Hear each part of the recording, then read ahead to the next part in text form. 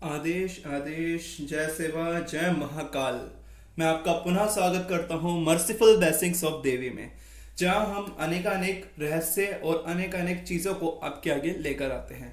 तो देवीय शक्ति से जुड़ा हुआ ये चैनल है। सबसे पहली बात तो ये, क्योंकि जब ये चैनल बना था तो हमने नहीं सोचा था कि इसे हम आगे लेकर जाएंगे। हमने सिर्फ नॉर्मल एक देवी भागवत की कथा के लिए इसे बनाया था, परंतु अब स्थिति ऐसी है कि हमें लगता है कि इसे आगे बढ़ाना चाहिए।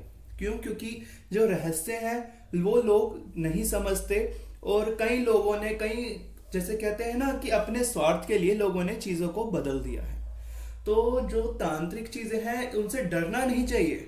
तंत्र से जुड़ी चीज़ें हमेशा ये नहीं है कि वो आपको नकारात्मक प्रभाव ही देंगी, क्योंकि कई चीज़ें तंत्र, जैसे भगवान ने रुद्र रूप धरा, जैसे भगवान विष्णु ने नरसिंह अवतार लिया था, उसके लिए क्यों क्यों लिया था भगवान विष्णु ने नरसिंह अवतार?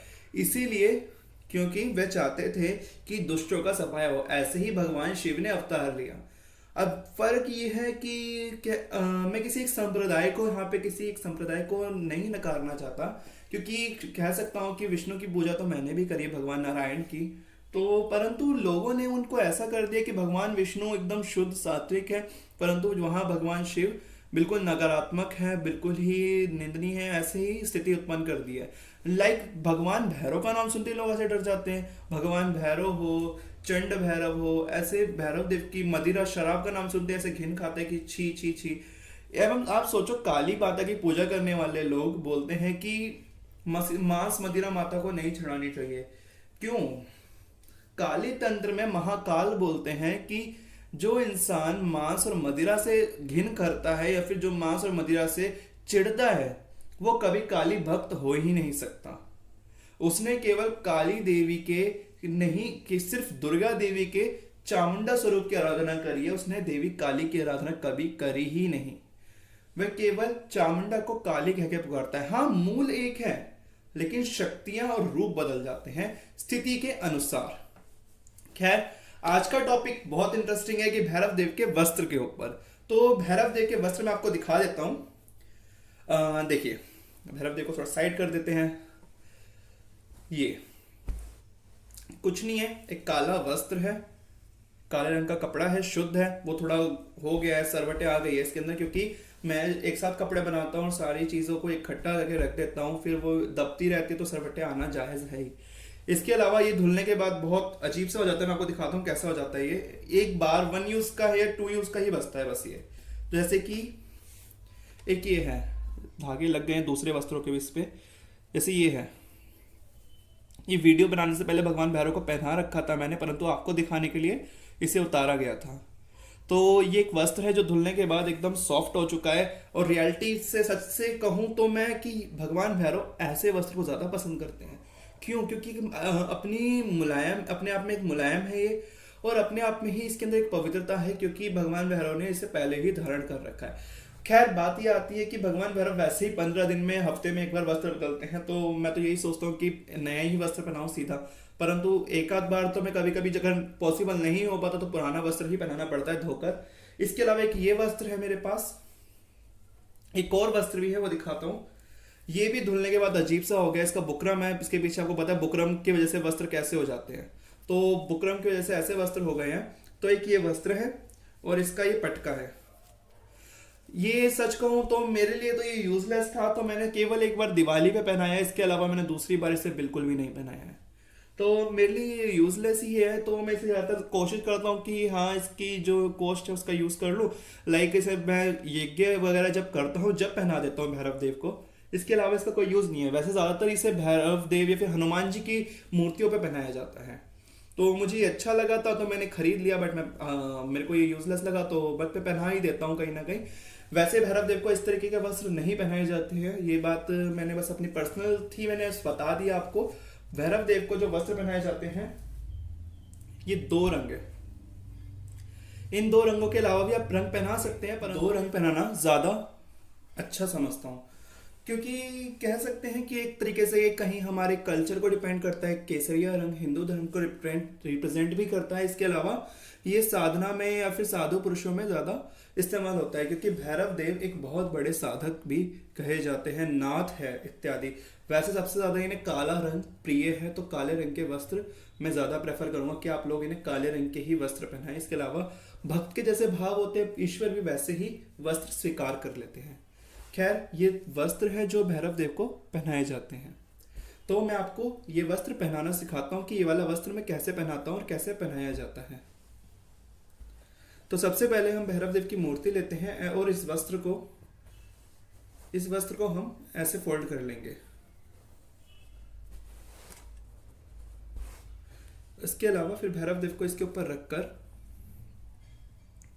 सबसे पहले भैरव देव को इसके ऊपर रखेंगे और एक इसकी इस साइड से यहाँ से ऐसे बाहर खींच लेंगे और इस तरफ से भी ऐसे ही बाहर खींच लेने हैं। फिर एक नोट आप यहाँ से पहले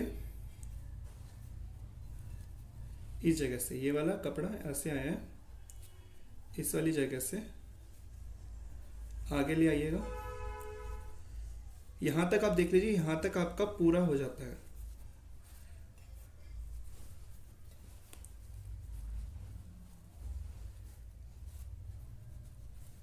फिर ऐसे, या तो आप इसे खुला छोड़ दीजिए जैसे ये एज इट इज है, इसके अलावा या तो इसे ऐसे बाजू से यहां से कर लीजिए या फिर इस जगह से साइड से निकाल दीजिए जिससे ये अटक जाएगा। एक वस्त्र या दो वस्त्र में ही भैरव देव का श्रृंगार होता है। सबसे ज्यादा सुंदर एक ये चीज है, सबसे ज्यादा सुंदर लगता है। पीछे से देख लीजिए आप, ऐसे कहीं से भी कोई उगड़ा हुआ पार्ट नहीं है, नीचे से भी पूरी तरीके से ढक चुके हैं। ये बहुत सुंदर एक तरीके से कहते हैं कि लगते हैं जब पहनाते हैं। तो ये आगे से जैसे निकल जाती है ना धोती में प्लेटें, वैसे ही ये निकल चुकी है। इस तरीके से भैरव देव को वस्त्र धारण कराए जाते हैं। तो एक ये है। इसके अलावा भैरव देव को पगड़ी बांध दी जाती है। पगड़ी भी उन्हें बहुत पसंद है, जैसे ऐसे नॉर्मल कर कर बस छोटी सी एक पगड़ी लग जाती है। इनके सर पे तेल अवश्य लगाया करिए। एवं इन्हें कहते हैं कि बेल व पत्र यानी बेल के पत्ते बहुत पसंद है, तो बेल के पत्ते इन्हें अवश्य चढ़ाए। इसके अलावा नीम की माला से भी इतने प्रसन्न होंगे, तो बेल की माला से प्रसन्न होंगे, गुलाब की माला से प्रसन्न होंगे। जनेऊ जरूर बनाइए। मैंने जनेऊ नहीं दिखाया है क्योंकि मेरा थोड़ा साधक वाला कह सकते हैं, तो मैंने इनको जनेऊ उस वक्त चढ़ाता हूँ, मंत्र से चढ़ाता हूँ, तो इस तरह से अभी हटा दिया था क्योंकि मैं अभी वीडियो बना रहा हूँ तो मेरा हाथ कभी ट्राईपोड पे लगेगा, कभी लाइट्स पे लगेगा, कभी फर्श पे लगेगा, तो जनेऊ मैं नहीं चाहता इनका जनेऊ अशुद्ध हो जाए, तो इसलिए मैंने जनेऊ जब वीडियो बना रहा था उसी वक्त हटा दिया था। तो इस तरीके से इनका श्रृंगार पूरा हो जाता है। तेल लगाने के बाद वस्त्र पहनाए इन्हें। और उसके अलावा तेल, हाँ तेल की बात आएगी कि तेल कौन सा लगाना है, तो इस चीज़ पे भी बताइएगा, मैं आपको बता दूंगा। इस तरीके से इन्हें चौकी पे विराजमान कीजिए।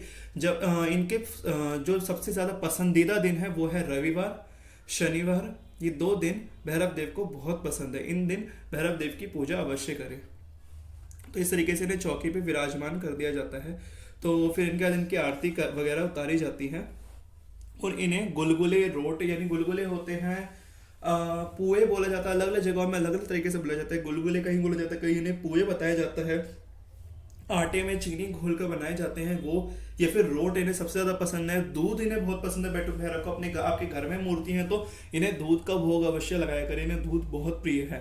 तो इसके अलावा अगर आप जैसे कुल देवी की पूजा होती है उस समय इनको मदिरा का भोग लगता है, वो भी आप लगाया कीजिए, क्योंकि कुल देवता कहे जाते कहते जिनके कोई कुल देवी और कुल देवता नहीं होते वो देवी काली और भगवान भैरव को कुलदेव मानकर इनकी पूजा कर, जिन्हें याद नहीं है कि हमारे कुलदेव और कुलदेवी कौन है। क्योंकि सारी जगत में, जितने भी जगत में कुलदेवी देवी महाकाली ही कुलदेवी के रूप में विराजमान है और भैरव देवी हर जगह कुलदेवता के रूप में विराजमान होते हैं। तो आशा करता हूं कि आपको ये वीडियो और ये वस्त्र अलंकार तो नहीं है, क्योंकि भैरव देव ज्यादातर रुद्राक्ष की माला पहनते हैं, रुद्राक्ष की माला। और इतने छोटे साइज में मेरे को रुद्राक्ष की माला बनवानी पड़ेगी, तो मैंने बनवाई थी बट वो टूट गई है। तो इसके अलावा फूलों की माला, ये 2 ही माला इन्हें ज्यादा प्रिय है, तो मैं 2 ही माला ज्यादा पहनाना प्रेफर करूंगा आपको भी, कि इन्हें अपनी तरफ से ना पहनाए। और स्त्रियों से इनको थोड़ा कह सकते हैं कि भैरव देव कहीं जगह ब्रह्मचारी रूप में भी है और इन्हें स्त्रियों का स्पर्श भी वर्जित बताया गया है। तो इस वजह से, क्योंकि देवी की सेवा में रहते हैं, तो ये नहीं चाहते कि इत्यादि विकारों से इनका मन भ्रमित हो। तो इनके साधक की, इनकी साधनाओं में भी बहुत ऐसे नियम बताए जाते हैं।